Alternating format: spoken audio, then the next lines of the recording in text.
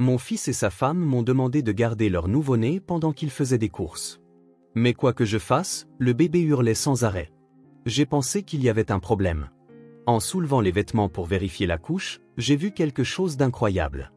Mon sang s'est glacé, mes mains tremblaient. J'ai vite pris le bébé et couru à un endroit précis.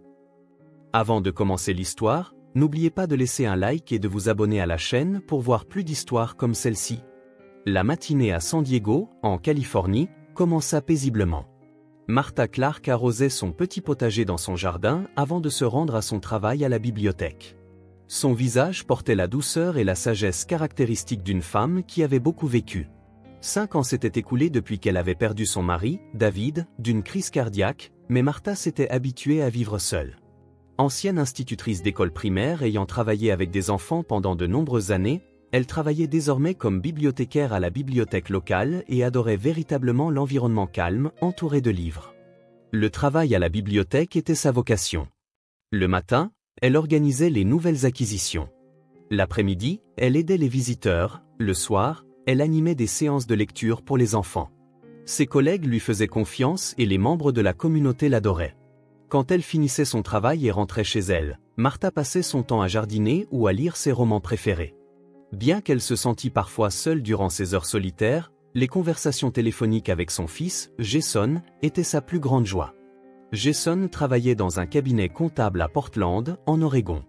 Après avoir obtenu son diplôme universitaire, il avait envisagé de trouver du travail sur place en Californie, mais il était parti vers le nord à la recherche de meilleures opportunités d'emploi. En tant que mère, Martha ressentait une pointe de tristesse à l'idée que son fils déménage si loin, mais elle soutenait sa décision de tout cœur. Jason était devenu un jeune homme sérieux et responsable, et il l'appelait sans faute 2 ou 3 fois par mois pour parler de son travail et de sa vie quotidienne. Chaque fois qu'elle entendait sa voix, Martha se sentait fière de son fils. Il y a 3 ans, Jason avait épousé une femme nommée Lisa. Lisa travaillait à temps partiel comme coiffeuse. Elle avait une personnalité vive et sociable, et lorsque Jason la lui avait présentée pour la première fois par appel vidéo, Martha l'avait immédiatement appréciée. Lisa traitait sa belle-mère avec respect, lui parlant toujours avec des mots polis et aimables. En raison de la distance, elles ne pouvaient se voir en personne qu'1 ou 2 fois par an, mais elles avaient noué une bonne relation grâce aux appels téléphoniques et aux conversations vidéo. Martha était vraiment heureuse que son fils ait trouvé une femme si merveilleuse. Dès le début de leur mariage, le jeune couple avait parlé de son désir d'avoir des enfants. Martha se réjouissait également à l'idée d'avoir des petits-enfants, mais elle faisait extrêmement attention à ne leur mettre aucune pression. Cependant, au fil des mois, ce sujet revenait de moins en moins. Parfois, Jason disait des choses comme « ce n'est peut-être pas encore le bon moment » ou « le travail nous occupe beaucoup ». Et Martha sentit qu'il pouvait y avoir des circonstances particulières. Récemment, le sujet des enfants avait commencé à être naturellement évité lors des appels téléphoniques avec le jeune couple.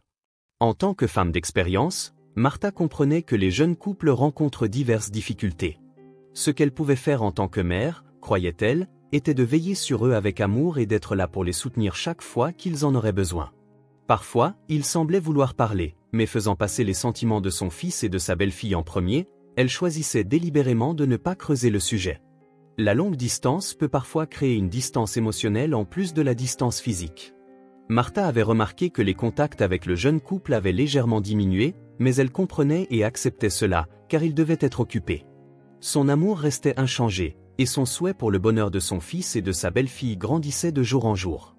Martha continuait à enrichir sa propre vie tout en attendant tranquillement le jour où elle pourrait rencontrer son petit enfant. Au printemps 2020, alors que le monde fut enveloppé par la menace du nouveau coronavirus, la vie de Martha changea également de façon spectaculaire. La bibliothèque fut temporairement fermée et le télétravail commença. Ayant plus de 50 ans, elle était considérée comme à haut risque et son fils Jason l'exhorta vivement. « Maman, s'il te plaît, ne te surmène pas. Ne viens pas nous rendre visite non plus, au moins pour un certain temps. » Martha elle-même craignait l'infection et décida d'éviter les voyages longue distance, les appels vidéo devenant leur seul moyen de communication. Au début, bien qu'elle eût du mal avec la nouvelle technologie, Martha appréciait les appels vidéo. Elle pouvait voir le visage de son fils à travers l'écran et parler avec Lisa de manière aussi intime qu'auparavant. Elle pouvait également voir l'appartement du jeune couple et aimait parler des nouveaux meubles achetés et des plantes d'intérieur que Lisa cultivait. Martha essayait de maintenir le lien familial en montrant les légumes de son jardin à l'écran et en partageant des anecdotes amusantes de la bibliothèque. Cependant, vers la seconde moitié de 2021, elle commença à sentir des changements subtils. La fréquence des appels vidéo passa de 2 fois par mois à 1 fois par mois. Jason expliqua que le travail était très prenant et Lisa disait de plus en plus souvent qu'elle ne se sentait pas bien. Lisa, en particulier, devint moins encline à apparaître activement à l'écran et parfois ne se montrait pas du tout. Martha s'inquiéta mais essaya de comprendre que tout le monde était fatigué du stress de la pandémie. En 2022, les contacts du jeune couple diminuèrent encore plus. Même les appels mensuels se transformèrent souvent en courtes conversations avec son fils seul. Quand elle demandait des nouvelles de Lisa, elle ne recevait que des réponses vagues comme « elle est fatiguée du travail » ou « elle a eu quelques petits soucis avec des amis ».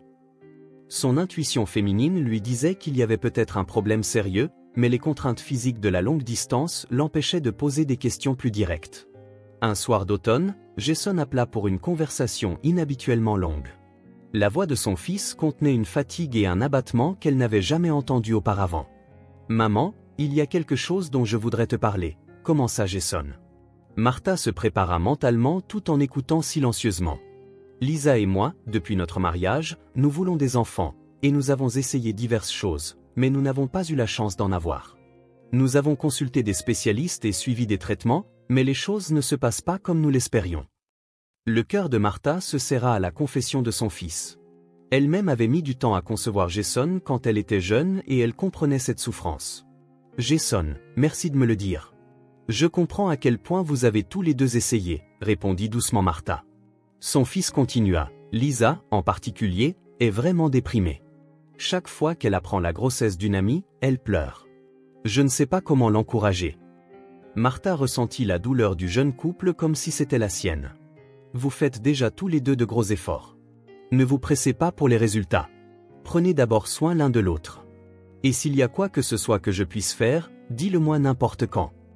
Elle parla avec précaution, en choisissant soigneusement ses mots. Après cette conversation, Martha commença consciemment à éviter le sujet des petits-enfants.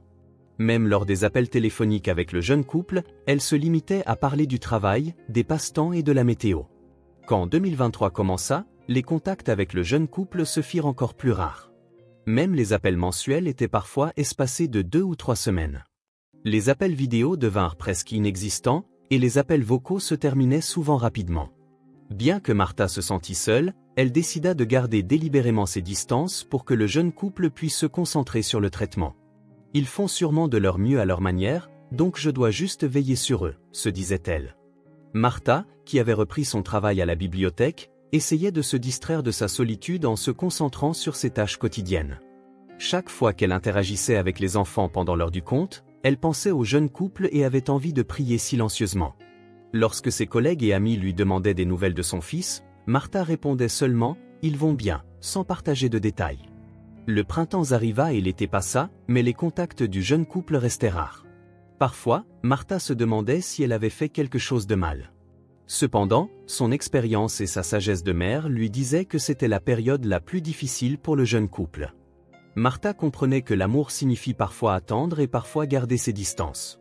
Au printemps 2024, un après-midi d'avril, alors que Martha lisait aux enfants à la bibliothèque, son téléphone portable sonna. C'était un appel de Jason. Que son fils, qui n'appelait habituellement jamais pendant les heures de travail, l'appel soudainement inquiéta un instant Martha. Cependant, au moment où elle répondit, la voix de son fils était remplie d'une excitation et d'une joie qu'elle n'avait jamais entendue auparavant. « Maman, j'ai une nouvelle incroyable. Un bébé est né. Nous avons eu un bébé. » Martha n'en crut pas ses oreilles un instant. Elle n'avait rien entendu au sujet d'une grossesse. Au milieu d'une confusion et d'une joie simultanée, elle écouta l'explication de son fils. « En fait, maman, nous voulions te faire une surprise. Alors, nous avons gardé la grossesse secrète. Et à cause de nos expériences passées, Lisa et moi avons décidé de ne le dire à personne avant que la période de stabilité ne soit passée. Mais elle a en fait accouché plus tôt que prévu. Et ce matin, le travail a soudainement commencé. » Les larmes montèrent aux yeux de Martha. La naissance du petit enfant qu'elle avait si longtemps attendu. Pendant que son fils et sa belle-fille souffraient, tout ce qu'elle pouvait faire était de prier. Mais finalement, ses prières avaient été exaucées. Félicitations, Jason. Vraiment, félicitations. Est-ce que Lisa va bien? Le bébé est-il en bonne santé? Les questions jaillissaient les unes après les autres dans son excitation. Tout le monde va bien. Le bébé est petit, mais le médecin dit qu'il n'y a pas de problème de santé. Lisa est fatiguée, mais elle a l'air très heureuse. Nous sommes devenus parents. La voix de son fils était remplie de la prise de conscience de sa nouvelle paternité et d'une profonde émotion. Tandis que la poitrine de Martha se remplissait de joie, elle nourrissait également des sentiments complexes. Il y avait une certaine solitude à n'avoir rien su pendant la grossesse, mais compte tenu des sentiments du jeune couple, c'était compréhensible. Surtout, la joie de ce moment surpassait tout le reste. « Peux-tu m'envoyer des photos? Je veux voir le bébé bientôt. » Bien sûr. En fait, la semaine prochaine, je pense venir à San Diego pour te présenter le bébé. On va pouvoir se revoir après si longtemps. C'était comme si un long hiver avait pris fin et que le printemps était enfin arrivé. Après avoir raccroché, Martha annonça l'heureuse nouvelle à ses collègues de la bibliothèque et reçut les félicitations de tout le monde. Ce soir-là, elle parla doucement à la photographie de son mari. « David, nous avons un petit enfant. Tu dois être heureux, toi aussi. » Une semaine plus tard, un samedi, Martha nettoya toute la maison dès le matin et commença à préparer le repas. Elle avait à peine dormi la nuit précédente, tant elle était excitée à l'idée de revoir son fils et sa belle-fille après si longtemps et de rencontrer son petit enfant pour la première fois. Le salon était préparé avec des couvertures et des jouets pour bébé nouvellement achetés. Et dans la cuisine, une tarte aux pommes maison, le dessert préféré de Jason, était cuite et prête. Vers 14 h, la sonnette de la porte d'entrée retentit. Martha se dépêcha d'ouvrir la porte et y trouva son fils et sa belle-fille à l'air fatigués, avec un bébé endormi dans une petite poussette. Jason. Lisa. Martha serra son fils dans ses bras, les larmes aux yeux, puis donna également une chaleureuse étreinte à Lisa. Lisa paraissait plus mince qu'auparavant, mais la joie d'être devenue mère se lisait sur son visage. « Maman, laisse-moi te présenter.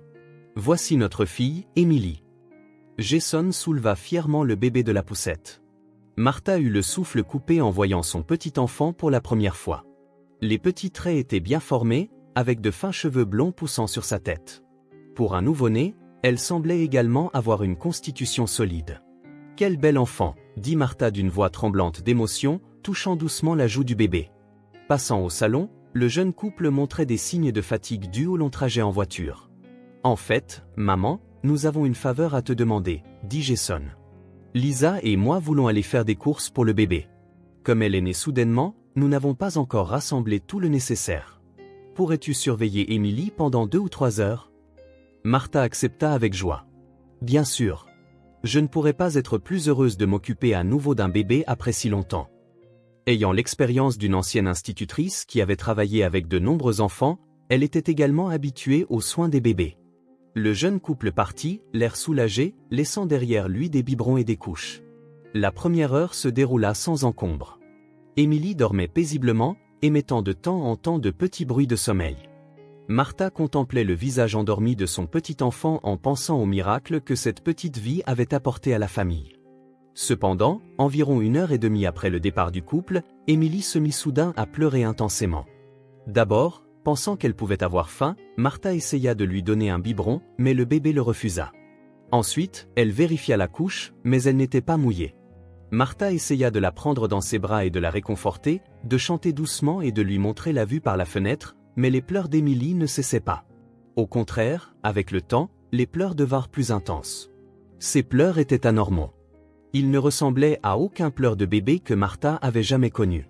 C'étaient comme des cris venant du plus profond de son âme, comme si elle exprimait une douleur ou une peur profonde. Tenant un bébé qui pleurait depuis plus de 30 minutes, Martha commença à se sentir anxieuse.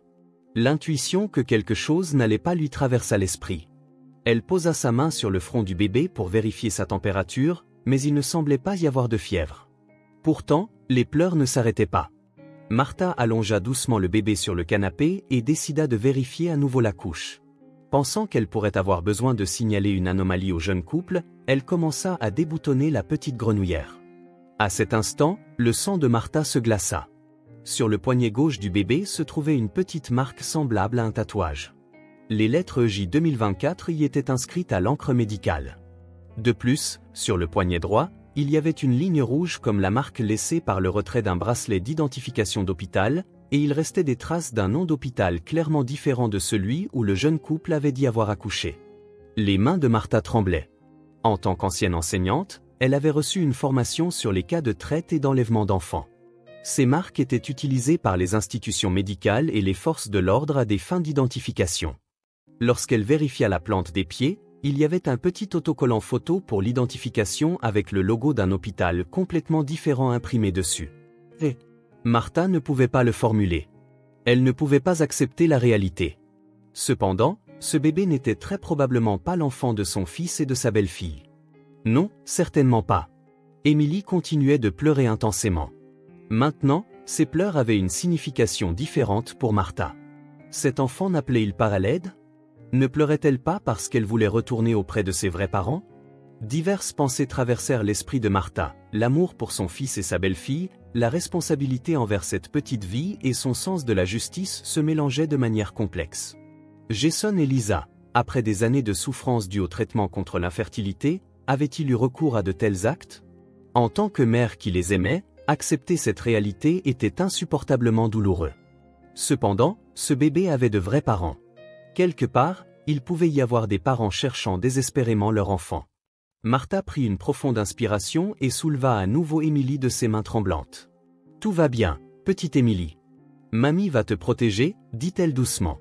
Elle devait prendre une décision entre l'amour pour son fils et sa belle-fille, la sécurité de ce bébé et la responsabilité envers les vrais parents qui souffraient peut-être quelque part.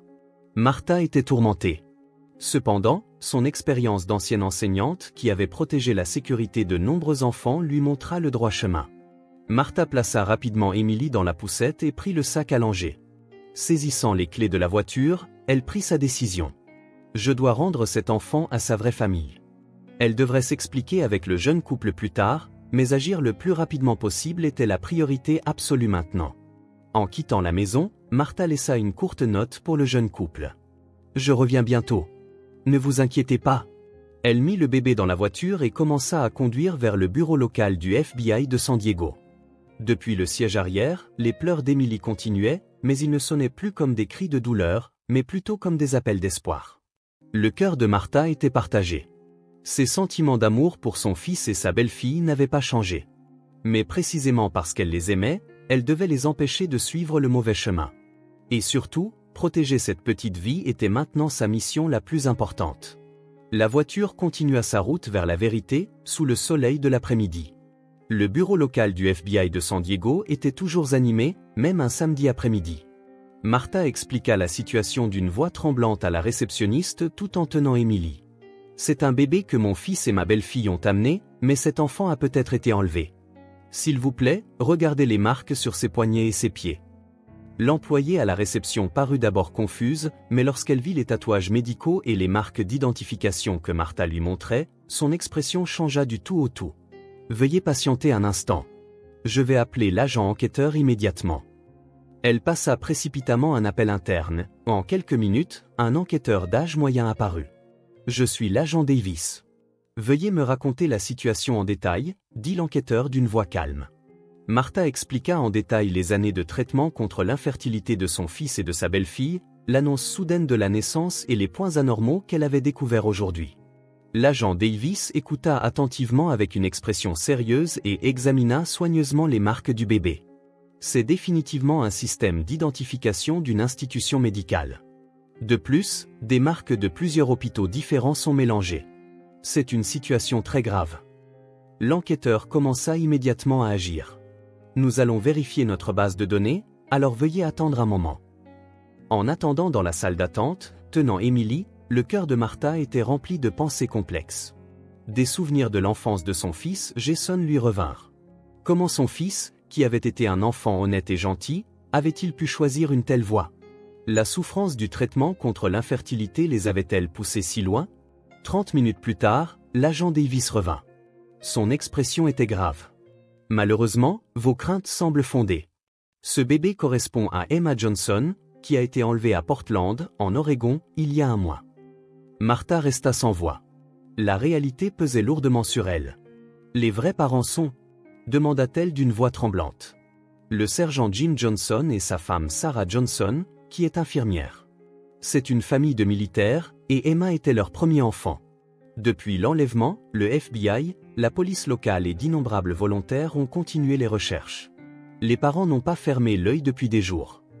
L'agent Davis continua. Lorsque nous avons enquêté sur votre fils et sa femme, nous avons découvert qu'ils suivaient un traitement contre l'infertilité depuis 5 ans et que Madame Lisa Clark en particulier était dans un état mental instable. En tant que coiffeuse, elle travaillait dans plusieurs hôpitaux et avait des liens avec du personnel médical. Apparemment, il y avait des complices internes. Le cœur de Martha sombra dans une profonde tristesse. Le désespoir de son fils et de sa belle-fille les avait conduits à un tel crime. En même temps, penser aux vrais parents qui souffraient lui donnait l'impression que son cœur allait éclater. Avez-vous contacté les vrais parents? Oui, nous les avons déjà contactés. Ils sont en route pour venir ici. Sans vous, cette affaire n'aurait peut-être jamais été résolue, dit l'enquêteur avec gratitude. À ce moment, des pas précipités se firent entendre depuis l'entrée du bureau. Jason et Lisa arrivèrent en courant avec des expressions paniquées. Ils avaient trouvé la note de Martha et s'étaient dépêchés de la suivre. « Maman, qu'est-ce que tu fais? Est-ce qu'Emily va bien ?» La voix de Jason était un mélange d'agitation et de peur. Cependant, en voyant la présence de plusieurs enquêteurs, leurs visages devinrent pâles. L'agent Davis s'avança. « Jason Clark, Lisa Clark, vous êtes en état d'arrestation pour suspicion d'enlèvement d'Emma Johnson. » Lisa faillit s'effondrer. « Non, Emily est ma fille. C'est moi qui l'ai mise au monde. » cria-t-elle, à moitié hystérique. Jason devint blême mais regarda sa mère. Ses yeux débordaient de culpabilité et de désespoir. « Jason. » Martha appela doucement le nom de son fils. « Dis la vérité. » Après un long silence, son fils commença à parler d'une voix tremblante. « Maman, je suis désolé. Nous voulions tellement un enfant. Lisa a rencontré quelqu'un à l'hôpital qui... » Les larmes coulaient sur ses joues. « Mais nous aimons cet enfant. Nous l'aimons vraiment. » Parce que vous l'aimez, rendez cet enfant à sa vraie famille, dit Martha en retenant ses larmes. L'amour, c'est parfois savoir lâcher prise. Vous avez encore une chance de recommencer. Lisa continuait de crier, cet enfant est à moi. Mais elle était dans un état nécessitant un soutien psychologique. Le personnel médical fut appelé et elle fut emmenée pour recevoir des soins appropriés. À ce moment, un autre couple se précipita dans le bureau. Un homme en uniforme militaire et une femme en tenue d'infirmière. C'était le sergent Jim Johnson et Sarah Johnson. « Emma » s'écria Sarah. Et dès qu'elle vit le bébé dans les bras de Martha, ses larmes débordèrent. « Mon bébé !» Martha se leva lentement et tendit Emma à sa vraie mère. « Voici votre fille. » Elle n'a pas arrêté de pleurer. Elle devait chercher sa mère. Au moment où Sarah tint Emma, mystérieusement, les pleurs du bébé cessèrent.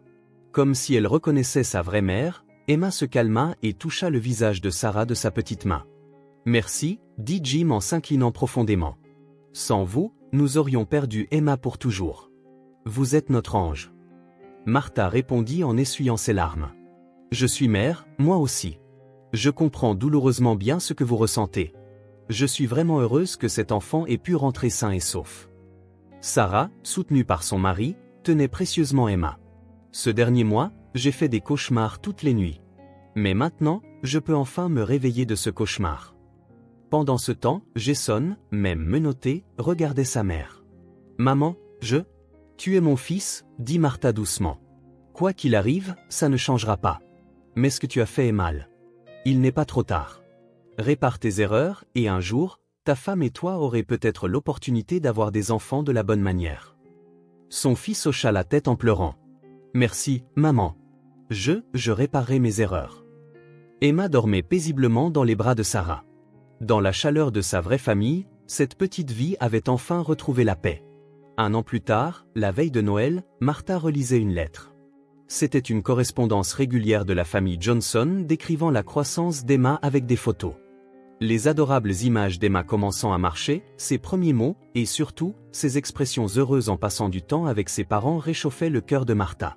Son fils Jason avait été condamné à 8 ans de prison et purgeait actuellement sa peine dans un établissement correctionnel de l'Oregon. Lisa purgeait une peine de 10 ans tout en recevant un traitement de santé mentale, mais montrait progressivement des signes de rétablissement grâce à la thérapie. Martha lui rendait visite une fois par mois. Au début, Jason n'osait pas regarder sa mère dans les yeux, mais avec le temps, ils purent à nouveau se connecter de cœur à cœur. « Maman, merci beaucoup », avait dit son fils lors de la dernière visite. « Si tu n'avais pas fait ce qui était juste, nous serions tombés dans des ténèbres encore plus profondes. » Emma, ses vrais parents, et nous aussi. Jason étudiait la psychologie par correspondance universitaire en prison et parlait de son désir de travailler un jour dans le soutien à l'enfance. Martha elle-même avait trouvé une nouvelle mission à travers cette expérience. À la bibliothèque locale, elle organisait régulièrement des séminaires sur la sécurité des enfants, partageant ses connaissances sur la prévention des enlèvements avec les familles et les membres de la communauté. Elle donnait également des conférences dans des groupes de soutien pour les couples souffrant de traitements contre l'infertilité, parlant de ce qu'est l'amour en se basant sur sa propre expérience. La famille, ce n'est pas seulement une question de lien du sang, disait souvent Martha lors des séminaires. Le véritable amour familial, c'est être capable de faire passer le bonheur de l'autre avant le sien. Parfois, cela signifie faire les choix les plus douloureux. La relation avec la famille Johnson s'approfondit au fil des mois. Ce qui avait commencé comme de la gratitude était maintenant devenu des liens semblables à ceux d'une vraie famille. Sarah appelait régulièrement Martha pour lui donner des nouvelles de la croissance d'Emma et lui demandait parfois des conseils sur l'éducation des enfants. Jim visitait également San Diego avec sa famille pendant les vacances. Et aujourd'hui, la veille de Noël, une invitation spéciale était arrivée. Une invitation formelle au dîner de Noël de la famille Johnson pour Mamie Martha. Ce Noël, nous voulons le célébrer avec vous en tant que membre important de notre famille. Emma a aussi hâte de voir Mamie. Le soir, Martha sonna à la porte de la famille Johnson. Sarah l'accueillit chaleureusement, et de l'intérieur, Emma, âgée d'1 an, accourut vers elle les bras tendus en appelant « Mamie Martha ». Les larmes montèrent aux yeux de Martha. Bien qu'il n'y ait aucun lien de sang, cet enfant l'aimait vraiment. Assis autour de la table du dîner, Jim porta un toast. « Martha, sans vous, nous n'aurions pas ce joyeux Noël. Vous serez toujours une personne spéciale pour notre famille. » « C'est réciproque, » répondit Martha avec un sourire. « Vous m'avez tous appris le sens du véritable amour familial, qu'il existe des liens qui transcendent les liens du sang. » Emma était assise dans sa chaise haute, faisant au revoir à Martha de ses petites mains.